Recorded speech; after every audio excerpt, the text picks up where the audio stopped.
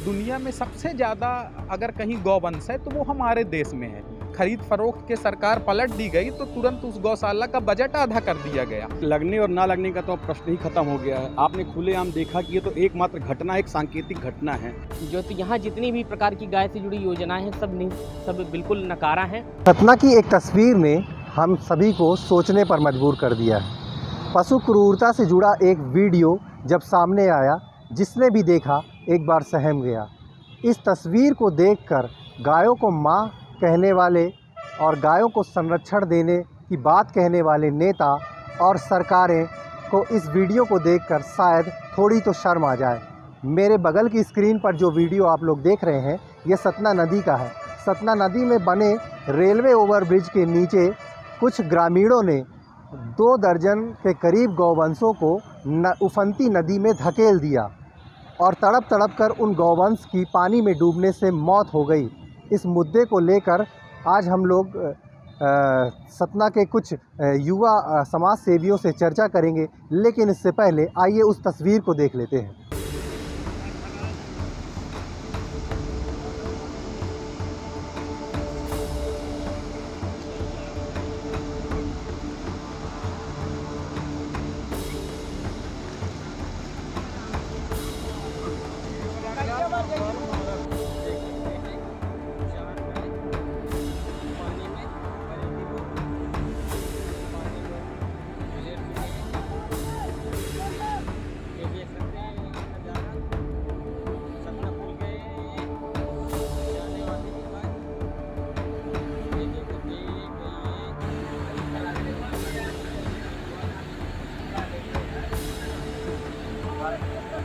आपको बता दूं कि सतना ज़िले में 80 गौशालाएं स्वीकृत हैं, जिसमें से 55 गौशालाओं पर काम पूरा हो चुका है, लेकिन आज भी वो गौशालाएं खाली हैं। उसकी वजह क्या है? क्या गौवंश को संरक्षण देने में सरकार असफल क्यों है? इस तमाम विषयों पर बात करने के लिए हमारे साथ सतना के लोग हैं। सबसे पहले अविन जी आपसे बात करेंगे। आखिर क्या वजह है कि ऐसी तस्वीरें बार बार सामने आ रही हैं? पहले भी पशु क्रूरता के कई मामले आए हैं जिन पर पुलिस ने कार्रवाई भी की है, लेकिन अब ऐसी तस्वीर की 22 से 23 गौवंशों को बलपूर्वक नदी की तेज़ धारा में ढोस दिया गया। ऐसी मानसिकता कैसे आ रही है लोगों में?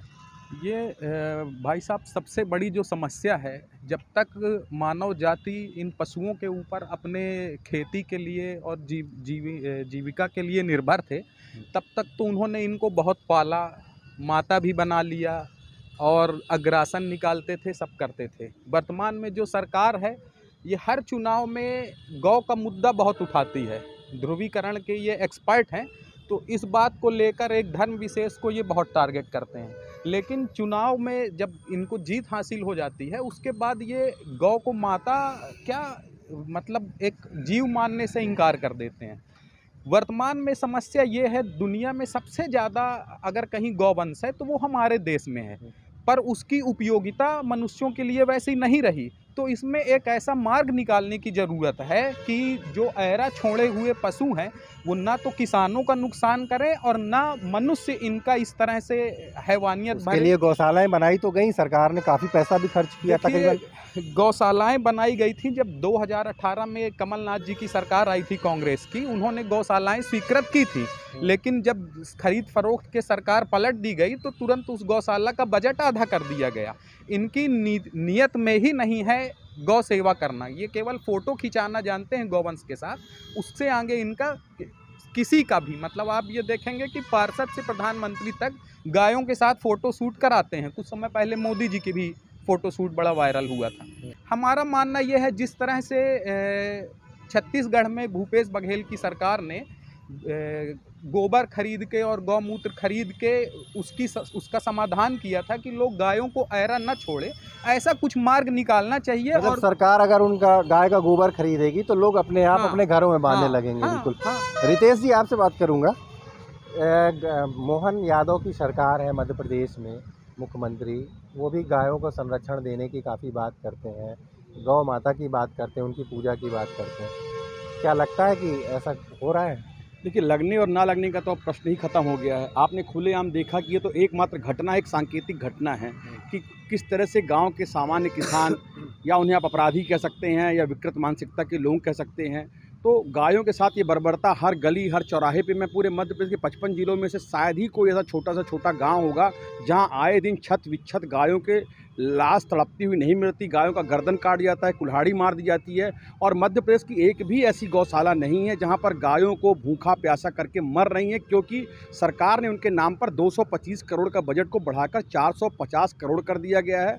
कमलनाथ की सरकार ने 1 रुपये प्रति गाय के हिसाब से इस राशि आवंटित की जाती थी, उसको 20 रुपये किया, और सरकार ने अपना खाता बही में उसको 40 रुपये कर दिया है। पर ये सारी औपचारिकताएँ, ये जो जितने भी नियम है, सारी औपचारिकताएँ मात्र प्रतीत होता है जब सड़कों पर, गलियों में, गौशालाओं में गौवंश की दुर्दशा देखते हैं। मैं सतना की जो कि ये घटना सामने है, सतना की मैं आपसे बात करना चाहूँगा।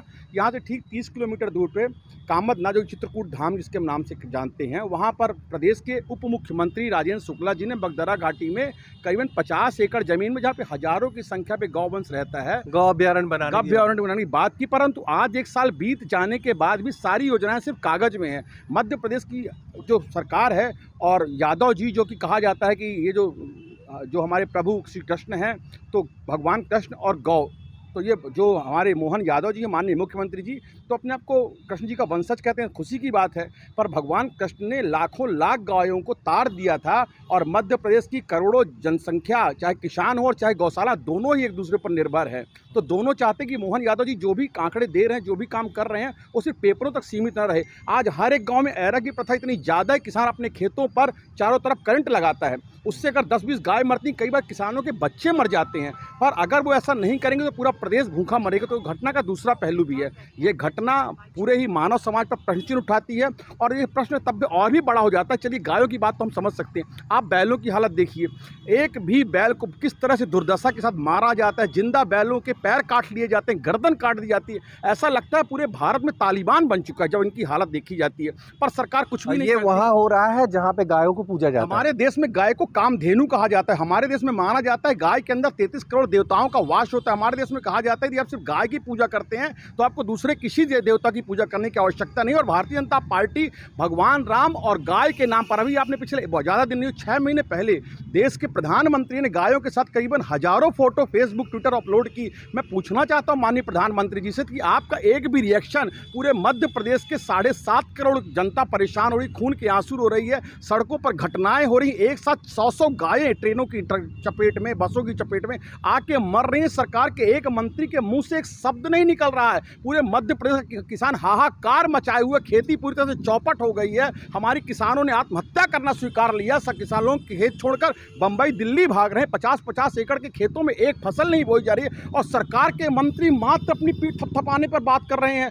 और गायों के साथ ऐसा दुराचार हो रहा है कि जिंदा गायों को सड़कों पर, जिसने देखा उसकी छाती फट गई, जिसने देखा उसकी आंखों से आंसू निकल गए। पर पुलिस प्रशासन, सत्ता और गायों के संरक्षण करने वाले माननीय मुख्यमंत्री मोहन यादव जी रोज नई योजनाएं गढ़ते हैं। मुझे लगता है योजनाओं के नाम पर शिवराज सिंह को पीछे छोड़ देंगे। तो ये दुर्दशा देखकर ऐसा लगता है कि मध्य प्रदेश की स्थिति तालिबान से भी बदतर है। वहां पर कम से कम कोई भी जीव हो, उनकी कहीं ना कहीं संरक्षण तो किया जाता होगा। यहाँ पे लोग गायों को कटता देखते हैं, मरता देखते हैं, मांस के लोथड़े सड़कों पर पाए जाते हैं। किसान परेशान होकर गाय को करंट छुआ देते हैं, खुद आत्महत्या कर लेते हैं। पर सरकार की एक भी योजना कारगर सिद्ध नहीं हो रही है।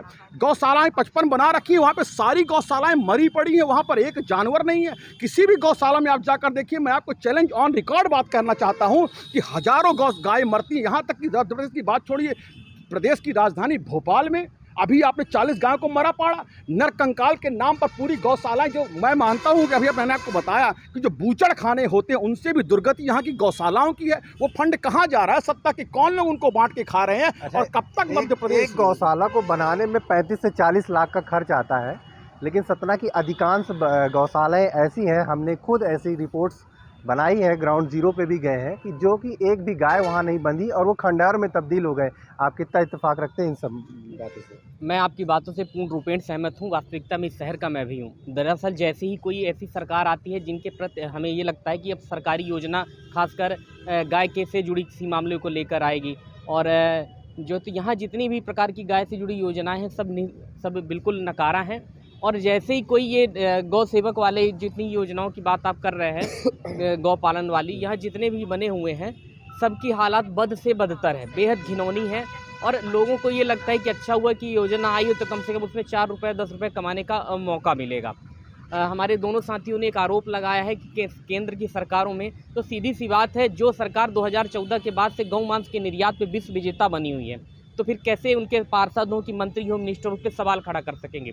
और कल का जो वीडियो हुआ, जिस प्रकार वीडियो सामने आया, वाकई में बड़ा हृदय विदारक था। जिस प्रकार से गायें चारों पैर ऊपर और जल बिन मछली की तरह वो तड़प रही थी, वो देख के जो हृदय कचोटता है, तो मैं सोचता हूँ कि कहाँ गए वो विश्व हिंदू परिषद, कहाँ है बजरंग दल, कहाँ है इनका राष्ट्रीय स्वयंसेवक संघ, किसी एक ने चूं से चां नहीं आवाज़ उठाई। ये बेशर्मों की तरह पता नहीं किसके दामन के पीछे छुपे नजर आए, और जबकि हाहाकार मचाने के लिए, फोटो खिंचाने के लिए और जन्माष्टमी के नाम पे पूरे शहर में गौ माता चिल्लाते हुए, प्रेम बगाड़ते हुए भाग रहे थे, मगर कल के इस वीडियो के पास किसी की रूह तक नहीं कांपी। वाकई में बहुत दर्दनाक था। इस विषय पे नागौद पुलिस प्रशासन ने उन पे ऊपर केवल 325 की धारा लगाई है। जब उनसे दोपहर को बात की गई थी इस विषय पे, तो उन्होंने कहा था जब तस्वीरें नहीं आई हैं सामने कि कौन है अपराधी, तो नहीं पकड़ा जा सकता, आराम से देखेंगे।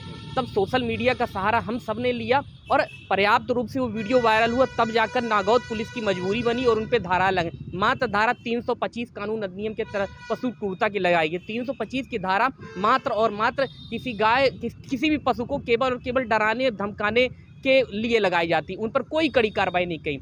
यकीनन मैं नहीं कहता कि उन्हें मृत्यु दंड दिया जाए, पर मृत्यु दंड जैसी कठोर सज़ा देनी चाहिए, ताकि इस शहर के वासियों के लिए यहाँ पे मैं एक बात ज़रूर जोड़ना चाहूँगा, क्योंकि यहाँ पे आरोपी सिर्फ वो किसान नहीं जिनके खेतों में गाय घुस रही हैं और वो इस तरह के कदम उठा रहे हैं, यहाँ पे दोषी प्रशासन भी है।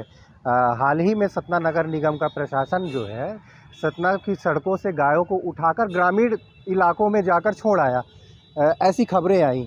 क्या लगता है कि प्रशासन को ऐसा करना चाहिए, उन्हें गौशालाओं में उन गायों को ले जाना चाहिए? वो सुदूर इलाकों में जाके यहाँ से शहरों से गायों को उठा के सड़कों से सुदूर इलाकों में छोड़ाते हैं, किसानों के खेतों तक छोड़ाते हैं, तो ऐसी तस्वीरें आती हैं इसकी। नगर निगम में तो बहुत कमियां हैं अभी।